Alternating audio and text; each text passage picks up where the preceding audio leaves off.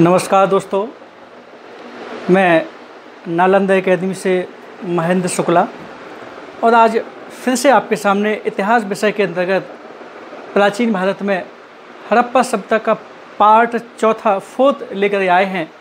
और जैसा कि सामने है आपके, आज दोस्तों हड़प्पा सभ्यता की आर्थिक, राजनीतिक, धार्मिक और सामाजिक स्थिति आज क्या करेंगे आप लोग पढ़ेंगे। और इस सामाजिक स्थिति, धार्मिक स्थिति, राजनीतिक स्थिति और आर्थिक के अंतर्गत अपन लोग देखेंगे कि आखिर क्या पोजीशन थी इन क्षेत्रों में इस सभ्यता की। तो चलिए दोस्तों, कुछ रॉ मटेरियल हमने कर लिया ताकि बहुत बेहतर तरीके से अपन इस विषय वस्तु पर जा सकें और डिस्कस अधिक कर सकें। चलिए तो अधिक समय बर्बाद न करते हुए आगे आ जाएं। सबसे पहले दोस्तों राजनीतिक स्थिति। तो हड़प्पा सभ्यता की अगर किसी स्थिति के बारे में थोड़ा सा द्वंद्व अधिक है तो दोस्तों राजनीतिक स्थिति के ऊपर द्वंद्व है, क्योंकि यहाँ हड़प्पा सभ्यता की राजनीतिक स्थिति पर सबसे पहले जो एक आपका ठोस प्रमाण देने की कोशिश की है वो दोस्तों पिगट महोदय है। आप सब जानते हैं पिगट महोदय ने हड़प्पा और मोहनजोदड़ो को आपका इस सैंधव सभ्यता की जुड़वा राजधानियाँ भी दोस्तों क्या है उन्होंने कहा है। पिगट क्या कहते हैं कि यहाँ जो साम्राज्य था वो केंद्रीकृत साम्राज्य था और पुरोहित वर्ग का क्या था यहाँ बोलबाला था, और मोहनजोदड़ो हड़प्पा इसकी दो जुड़वा राजधानी थी दोस्तों। ये आपका क्या है, ये पिगट महोदय कहते हैं। जैसा कि ये हमने आपका लिखा हुआ है, ये क्या कहते हैं, पिगट। यहाँ दोस्तों आपको बता दें व्हीलर कहते हैं कि यहाँ मध्यम वर्गीय क्या था आपका, ये धर्म प्रधान जनतंत्रात्मक शासन प्रणाली थी। मतलब मध्यम वर्गीय धर्म प्रधान जनतंत्र की, लोकतंत्र की क्या है शासन प्रणाली थी। ये दोस्तों क्या कहते हैं, ये आपका व्हीलर कहते हैं, व्हीलर महोदय। ये लेकिन आपको बता दें पिगट महोदय की हाँ में हाँ मिलाते हैं और अपना विचार क्या कहते हैं ये देते हैं।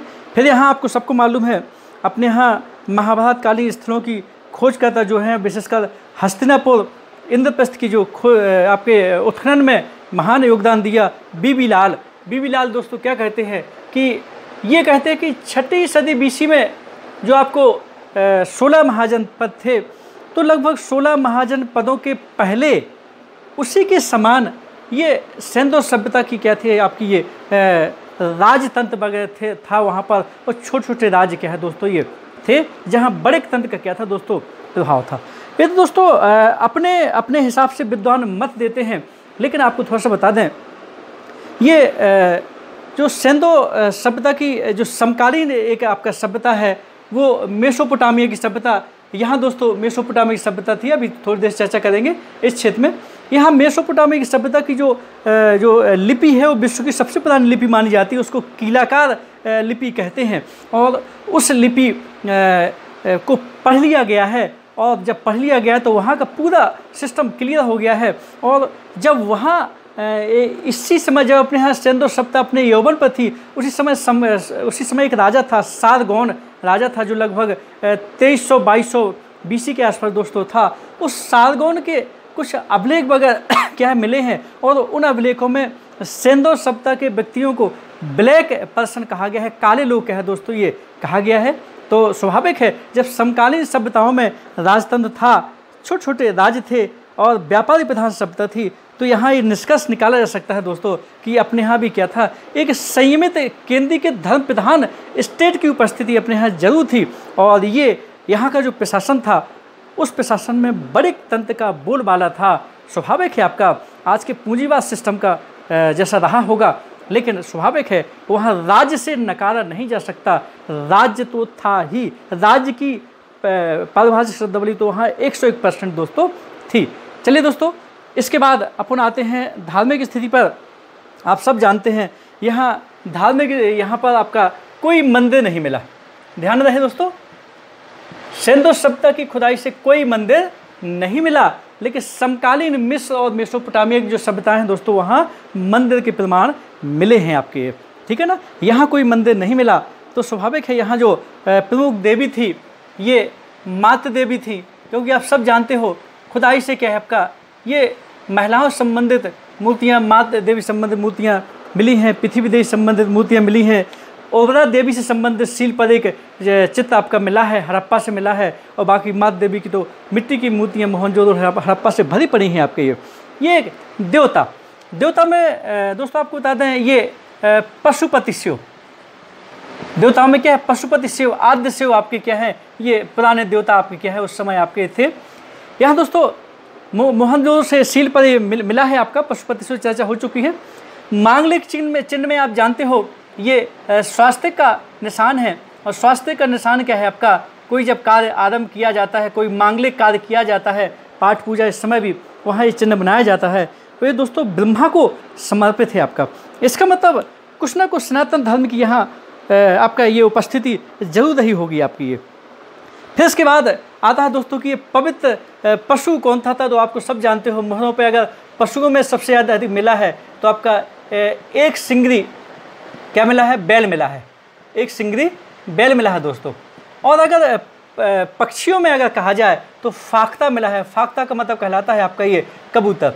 पेड़ में दोस्तों सबसे अधिक अगर किसी का अंकन है तो पेड़ में आपको सबको मालूम है ये पीपल का अंकन दोस्तों क्या है मिला है। और यहाँ आपको थोड़ा सा बता दें, ये हिंदू धर्म के अनुसार पीपल का वाहन बैल माना जाता है, और आपको क्या है पीपल और एक सिंगी बैल दोस्तों मोहरों पर बहुत अधिक क्या है चित्त आपके क्या है ये मिले हैं।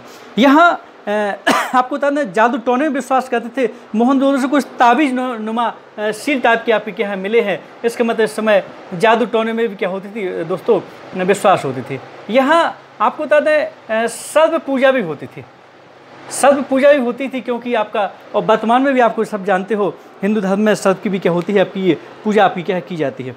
इसके अलावा वहाँ मातृ शक्ति संबंधित कुछ आपका ये जननांग टाइप के आपके मिले हैं। इसका मतलब क्या है वो पूजा भी आपकी क्या है की जाती थी। लिंग पूजा योनि पूजा भी क्या है दोस्तों वहाँ होती थी आपकी। तो इस प्रकार से इस समय की धार्मिक स्थिति क्या करती है, ये बयां करती है कि मंदिर तो नहीं मिले, लेकिन कहीं ना कहीं आज की धार्मिक स्थिति का आद्य रूप यानी कि पुराना रूप दोस्तों जरूर मिला है।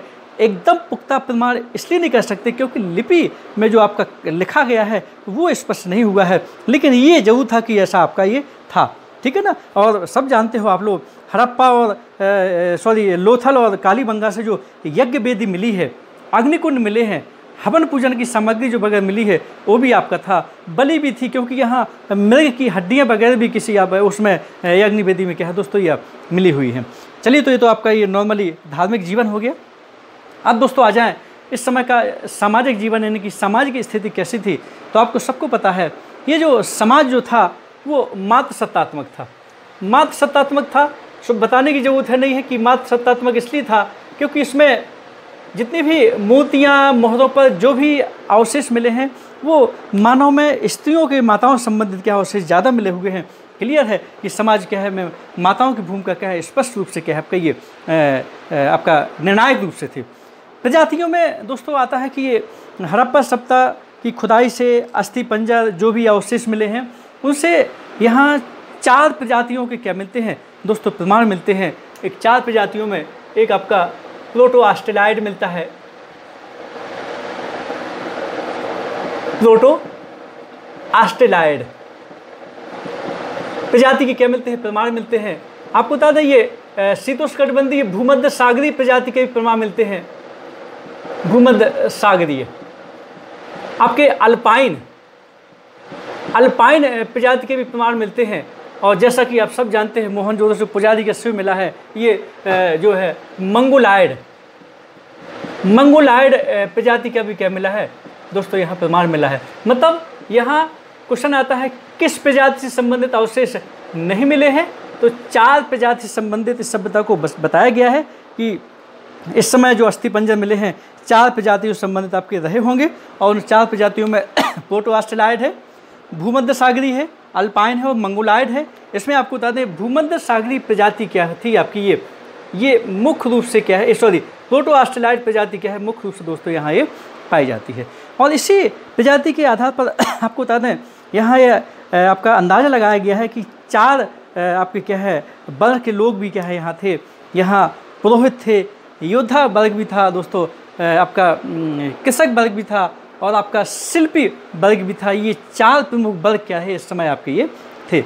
वस्त्र आभूषण आपको सबको मालूम है ये क्या कहें, कालीबंगा से ऊनी वस्त्र के प्रमाण मिले हैं। कालीबंगा से काहे के मिले दोस्तों? ऊनी वस्त्र के क्या मिले हैं?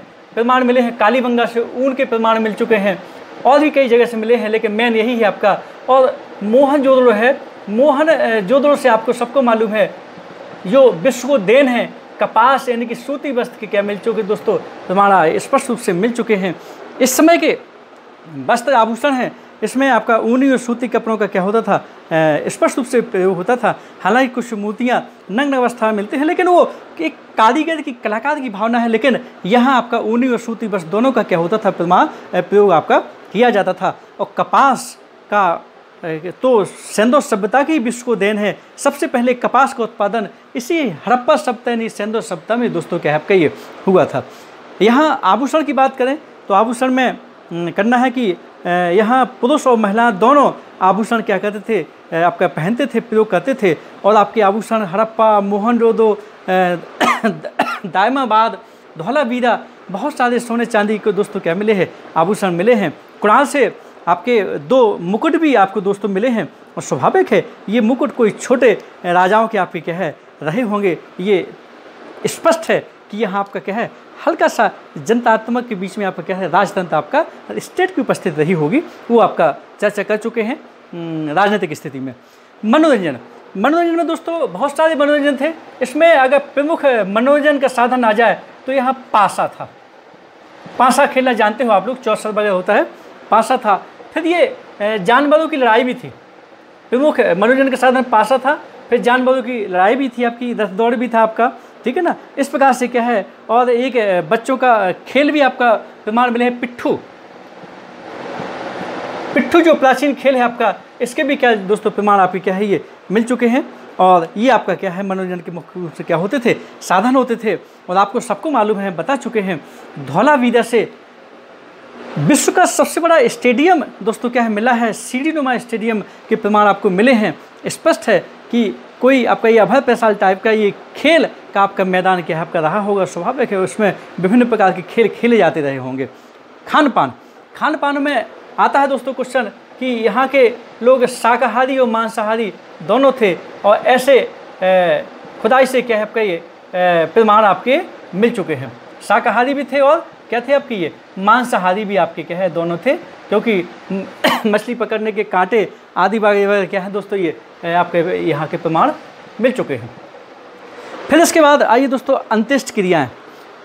यहाँ इनमें ये तो क्वेश्चन आते ही, इसके अलावा अंत्येष्टि क्रिया भी आती है कि हड़प्पा सभ्यता के व्यक्ति कितनी प्रकार की अंत्येष्टि क्रियाओं से परिचित थे। तो आपको बता दें यहाँ 3 प्रकार की अंत्येष्टि क्रियाएँ थीं, और ये आज वर्तमान विश्व में तीनों प्रकार की दोस्तों क्या है आपके ये प्रचलित हैं।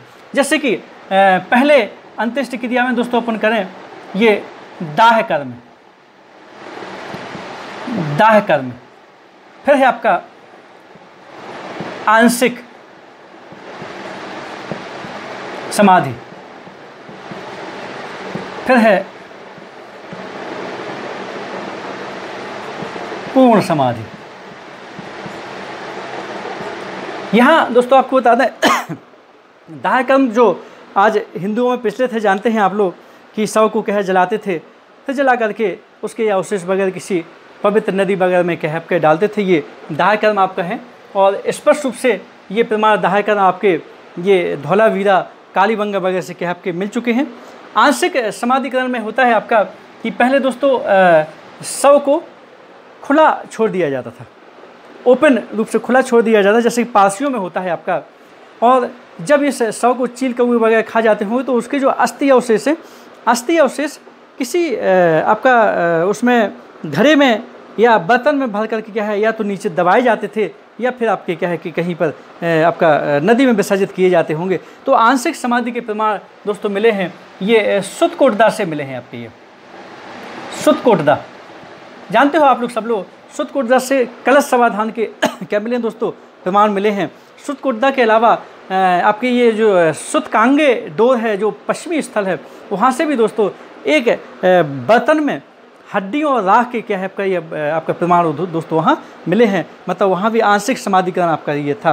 पूर्ण समाधि का मतलब पूर्ण रूप से ज़मीन में शव को क्या है आपका ये गाड़ देना, और ये आपके क्या है बहुत अधिक मात्रा में दोस्तों क्या है इस प्रकार की कब्रें क्या है यहाँ मिली हैं। आप सब जानते हो लोथल से आपका युगल समाधि मिली है एक, चूँकि पिछले क्लास में चर्चा कर चुके हैं। कालीबंगा से 3 युगल समाधियाँ मिली हैं। और यहाँ आपको थोड़ा सा बता दें, इस समय जो अच्छा वहाँ जो समाधियाँ मिली हैं आपके यहाँ कब्र वगैरह मिली हैं, उन कब्रों में उत्तर दक्षिण दिशा में आपका क्या है शव मिले हैं, मतलब सिर उत्तर में और पैर दक्षिण में, आज के विपरीत। इस समय दोस्तों आपको बता दें दक्षिण में सिर होता है और पैर क्या होते हैं उत्तर में होते हैं। तो इस प्रकार से आज के विपरीत वहाँ पे क्या अधिकांश मिले, हालांकि पूर्व पश्चिम मिले हैं लेकिन उत्तर दक्षिण क्या मिले हैं वहाँ ज़्यादा मिले हैं आपके। तो यहाँ पर युगल समाधि आपका कालीबंगा और सब जान दोस्तों ये लोथल से आपका क्या है युगल समाधि की क्या है आपके अवशेष मिले हैं। आप सब जानते हो मालिक के साथ कुत्ता, मालिक के साथ जो कुत्ते की समाधि है ये आपको सबको मालूम है। ये क्या कहें रोपड़ से आपकी क्या है ये मिली है, रोपड़ से मालिक के साथ कुत्ते की क्या मिली है समाधि मिली है दोस्तों। फिर ये मालिक के साथ बकरे की समाधि भी क्या है, बकरी की भी मिली है आपका, ये आपकी क्या है दोस्तों ये लोथल से मिली है। हालांकि ये रोपड़ का क्वेश्चन क्या है दोस्तों ज़्यादा आता है, मालिक के साथ कुत्ते की कब्र कहाँ मिली है, तो इस प्रकार से क्या है आपका ये लोथल से मिली है। इस प्रकार से आप सब जानते हो यहाँ चाहे उत्तरी स्थल हो, चाहे पश्चिमी हो, चाहे मध्य हो, सब जगह से क्या है ये तीनों प्रकार की क्या है आपका अंत्येष्टि क्रियाएँ दोस्तों हड़प्पा सभ्यता में, सिंधु सभ्यता में क्या है अच्छी प्रकार से देखने को क्या है ये मिलती है। परीक्षा में आता है कौन नहीं होती थी, कहाँ कहाँ युगल समाधियाँ हैं, ये भी आपको क्वेश्चन आता है। कहाँ कलश समाधान के प्रमाण मिले हैं, ये भी आता है। बर्तन में हड्डी और राख के प्रमाण कहाँ मिले हैं, बलूचिस्तान में, वहाँ सुतकांगडोल में, ये भी आता है। मालिक के साथ कुत्ते की समाधि भरे पड़े हैं क्वेश्चन, ये कहाँ आता है, ये रोपड़ में जानते हो पंजाब में है रोपड़। और लोथल बता चुके गुजरात में है, कालीबंगा आपका राजस्थान में है, सुतकांगडोल पाकिस्तान के आपका क्या कहें बलूचिस्तान प्रांत में है आपका, ठीक है। तो इस प्रकार से क्या है ये आपको ये अंत्येष्टि क्रियाएँ आपकी कहाँ की हो गई, ये सिंधु सभ्यता की हो गई। तो देखिए सामाजिक जीवन में यही करना था, मार्ग सत्तात्मक थी। 4 प्रजाति के व्यक्ति मिलते थे, प्रोटो ऑस्ट्रेलाइड, भूमध्य सागरीय, अल्पाइन, मंगोलाइड। फिर वस्त्र आभूषण कालीबंगा में ऊन के मिले हैं, मोहनजोदड़ो में कपास के मिले हैं, और बहुत सारी जगह मिले हैं आपके, ठीक है ना। मनोरंजन मुख्य पासा भी था, फिर पशुओं की दौड़ भी थी आपकी, पिट्ठू खेल भी चलता था बच्चों का। खान पान में शाकाहारी मांसाहारी थे। अंत्येष्टि क्रियाएँ 3 प्रकार थी, कैसी क्या है ये अपन चर्चा कर चुके हैं। फिर यहाँ देखिए अपन लोग ये धार्मिक स्थिति में आ गए, मंदिर नहीं मिले। प्रमुख देवी कौन थी, जादू टोने सत पूजा आदि वगैरह होती थी आपकी ये, ठीक है ना। प्रमुख मांगलिक चिन्ह आपको मोहनजोदड़ो से मिला ही है। प्रमुख पक्षी कौन था, प्रमुख पेड़ वृक्ष कौन था आपका, ये भी आपका क्या है दोस्तों ये हो चुका है। इसके बाद आ जाइए धार्मिक स्थिति, राजनीतिक स्थिति, सामाजिक स्थिति के बाद आर्थिक स्थिति। दोस्तों किसी भी सभ्यता के निर्माण में वहाँ की आर्थिक स्थिति बहुत ही महत्वपूर्ण स्थान रखती है, क्योंकि हड़प्पा सभ्यता एक विकसित सभ्यता थी और इसमें इस सभ्यता की आर्थिक स्थिति में बहुत सारे क्षेत्रों का योगदान था। कृषि है, पशुपालन है, उद्योग है, व्यापार है, विदेशी व्यापार है, कैसा कैसा था इस पर अपन चर्चा करेंगे। तो दोस्तों इसी आर्थिक स्थिति को समझने के लिए अपन ने मुख्य रूप से ये नक्शा बनाने की कोशिश की है। यहाँ देखिए अफ्रीका महाद्वीप है, पूरा मैप नहीं बना, यहाँ आपका अटलांटिक महासागर है, दक्षिण अमेरिका, उत्तरी अमेरिका है, इसके ऊपर यूरोप है जानते हैं, यहाँ एशिया महाद्वीप है, या ऑस्ट्रेलिया है, यहाँ चीन है, आपका रूस पर जाएगा। इस प्रकार से ये है आपका, ये यहाँ हिंद महासागर, इसके यहाँ प्रशांत महासागर है, जानते हो, बताने की जरूरत नहीं है आपका। यहाँ आपको बता दें ये भारत है, ये क्या है भारत है, यहाँ पर ये आपको दिख रहा है पाकिस्तान है, ये दोस्तों अफगानिस्तान है, यहाँ तजाकिस्तान, किर्गिस्तान, ताजिकिस्तान, उज्बेकिस्तान, ये सब आपको यहाँ मिलेंगे। ये दोस्तों ईरान है, ये इराक है, यहाँ आपको बता दें ये सऊदी अरब है, ये आपका क्या कहें ये ओमान, अमन वगैरह क्या है दोस्तों यहाँ हैं। तो ये और ये मिस्र है, ये आपका अफ्रीका महाद्वीप में दोस्तों, यहाँ पर क्या देश कौन सा है आपका, मिस्र है। तो यहाँ चूँकि 3 सभ्यताएँ थीं और 3 सभ्यताओं में आपको बता दें ये जो मेसोपोटामिया सभ्यता की कीलाकार लिपि में दोस्तों जो सम्राट सारगोन का जो अभिलेख मिला है, उस सम्राट सारगोन के अभिलेख के में और वहाँ की जो आपकी कीलाकार लिपि मिली है दोस्तों, उस कीलाकार लिपि में कुछ शब्द आपके क्या है मिले हैं। यहाँ आपको बता दें वहाँ से कनेक्शन मिला के चलते हैं। अपना जो संबंध था मिस्र से तो था, लेकिन मेसोपोटामिया से यानी कि सुमेरियन सभ्यता से क्या था, ज़्यादा था। चर्चा करेंगे थोड़ी देर से। आ जाइए सबसे पहले आर्थिक स्थिति में पढ़ते हैं कृषि। तो कृषि में दोस्तों बता दें आपको यहाँ स्वाभाविक है नदी घाटी सभ्यता थी और नदियों के आसपास, नदियों की घाटी में जो मिट्टी पाई जाती है वो जलोढ़ मिट्टी पाई जाती है, यानी कि एलुवियल सॉइल पाई जाती है, जो भारत में सबसे ज़्यादा क्षेत्रफल में आपकी 43% मिलती है, जानते हो आप लोग। और ये यहाँ की कृषि के उत्पादन, सिंचाई कम, वर्षा के से क्या है अधिक निर्भर थी और स्पष्ट रूप से था आपका कि सिंध और उसकी सहायक नदियों में जो हर साल बाढ़ आती थी, अधिक उत्पादन का यही बाढ़ क्या था आपका योगदान देती थी, क्योंकि उसमें जानते हो आप लोग जलोढ़ मिट्टी में एक खादर और बांगर होती है, तो जहाँ जिस समय हर साल बाढ़ आती खादर मिट्टी का निर्माण होता रहता है आपका, तो स्वाभाविक है आपका यहाँ उपजाऊ जलोढ़ मिट्टी का क्षेत्र था। एक लाइन में आइए, इस समय उपजाऊ जलोढ़ मिट्टी का दोस्तों क्या है आपका क्षेत्र था। मेन आपका अर्थव्यवस्था का आधार क्या था दोस्तों, ये कृषि थी। मिट्टी आपका क्या थी, यहाँ की जलोढ़ मिट्टी दोस्तों क्या है, जलोढ़ मिट्टी थी। आजीविका का मेन स्रोत क्या था आपका, ये कृषि थी। आधार क्या था, कृषि थी। लेकिन व्यापार प्रधान सभ्यता थी दोस्तों, ध्यान करना। और कृषि में हम आपको बता चुके हैं 9 फसलें मिल चुकी हैं। कौन सी कितनी फसलें मिल चुकी दोस्तों, 9 फसलें कृषि में मिल चुकी हैं। और आप सब जानते हैं इसमें मुख्य फसल गेहूँ थी और एक जौ भी मिलती है। लेकिन मेन आपका अगर 2 में से एक आए तो गेहूँ लगाएंगे, और 2 में आए तो गेहूँ और जो अपन को क्या है लगाना पड़ेगा। ये हड़प्पा से, मोहनजोदड़ो से, हड़प्पा में ओखली मिली है उसमें प्रमाण मिलते हैं। मोहनजोदड़ो हड़प्पा में जानते हो आप लोग अन्नागार है, उसमें इन्हीं फसलों क्या मिले हैं आपके प्रमाण मिले। इसके अलावा जौ बाजरा भी क्या मिले हैं आपके, ये प्रमाण वगैरह क्या है आपके ये मिले हैं। बताने की जरूरत नहीं है आपको। ये चावल का जो पहला प्रमाण वो लोथल से मिला है, चर्चा कर चुके हैं वहाँ, पिछले उसमें चर्चा कर चुके हैं। और रंगपुर से धान की भूसी मिली है। और सबको मालूम है आपको हल के निशान, इसका मतलब यहाँ हल होता था, लेकिन ये क्लियर है लोहा चूँकि नहीं था तो हल मिट्टी से बना, मिट्टी नहीं लकड़ी का फाल लगा रहता होगा उसमें, क्योंकि लोहे का उस समय खोज आपकी नहीं हो पाई थी। हल रेखाएँ कालीबंगा से मिली हैं और उन हल रेखाओं में चना और सरसों के प्रमाण मिले हैं। तो स्वाभाविक है गेहूँ के कहाँ, बाजरा के कहाँ, जौ के कहाँ, चावल, धान और चना, सरसों आदि के दोस्तों क्या है बहुत सारी फसलों के क्या है आपकी ये प्रमाण मिल चुके हैं। कपास के उगाने के प्रमाण तो मोहनजोदड़ो से प्रमुख रूप से मिले हैं। इसके अलावा आप कालीबंगा से भी मिले हैं। तो कपास तो पूरे विश्व को देनी है इसकी, ठीक है ना। तो कपास की कृषि भी क्या है दोस्तों यहाँ होती थी। तो इस प्रकार से 9 फसलों की क्या है पहचान दोस्तों की गई है। तो 9 फसलें यहाँ होती थी और उत्पादन क्या बहुत अधिक मात्रा में था। यहाँ के अन्नागार बताते हैं कि जब कोई बाढ़ आपदा कोई ऐसी चीज़ आती थी उसके लिए रिजर्व खाद्यान्न रखा जाता था दोस्तों। और ये अन्नागार जो मिले हैं हड़प्पा मोहनजोदड़ो मिले हैं। और प्रगट महोदय ने जुड़वा राजधानी ने कहा, ऐसे ही नहीं कहा कि कोई ना कोई शक्ति तो थी वहाँ जो कि क्या है आपका ये आपात समय में उन अन्नागारों का से अनाज का बंटवारा किया जाता रहा होगा। चलिए आगे बढ़ते हैं। सिंचाई, जैसा कि हमने बताया कि सिंचाई का मेन स्रोत वर्षा था। सिंचाई के स्रोत ज़्यादा आपके नहीं मिले हैं, लेकिन फिर भी आप जानते हैं यहाँ अफगानिस्तान है। अफगानिस्तान में आपका ये सातुलगई मुंडिका के 2 स्थान मिले हैं। सातुलगई से नहर प्रणाली के स्पष्ट रूप से प्रमाण आपके क्या है मिल चुके हैं। फिर से बताते हैं, धौलावीरा जो मनहार और मंदार नदियों के किनारे है, मनहार और मंदार नदियों के ऊपर एक विश्व का सबसे पुराना और बड़ा डैम बनाया गया था। और वहाँ से नहर प्रणाली का भी दोस्तों क्या मिला है प्रमाण मिले हैं। बहुत अधिक मात्रा में वहाँ जलाशय मिले हैं और वहाँ से भी नहर प्रणाली का प्रमाण मिला है। इसका मतलब धौलावीरा और सातुलगई से, जो धौलावीरा गुजरात में है, सातुलगई जो अफगानिस्तान में है, वहाँ से सिंचाई के साधन के प्रमाण मिले हैं। लेकिन मेन सिंचाई का साधन क्या है, मानसून पर निर्भरता थी, जैसे कि दोस्तों आज भी है आपका।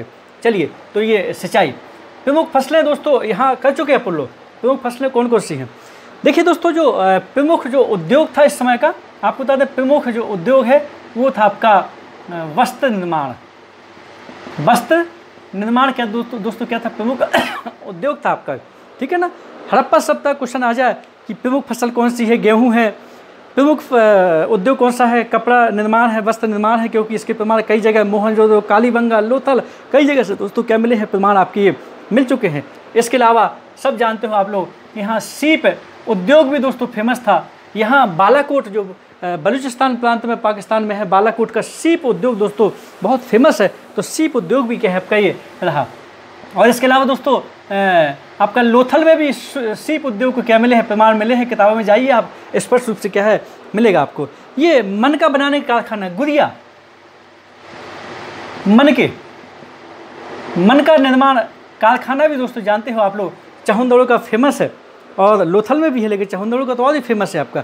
तो मन के निर्माण के कारखाने, मतलब ये सब प्रमुख उद्योग वगैरह क्या है दोस्तों यहाँ रहे हैं आपका। और सब जानते हो आपका ये खिलौना निर्माण वगैरह, खिलौने गाड़ी वगैरह भी आपके क्या है मिले हैं। जैसे कि मान लीजिए अब इक्का गाड़ी कांस की यहाँ हड़प्पा से मिली है।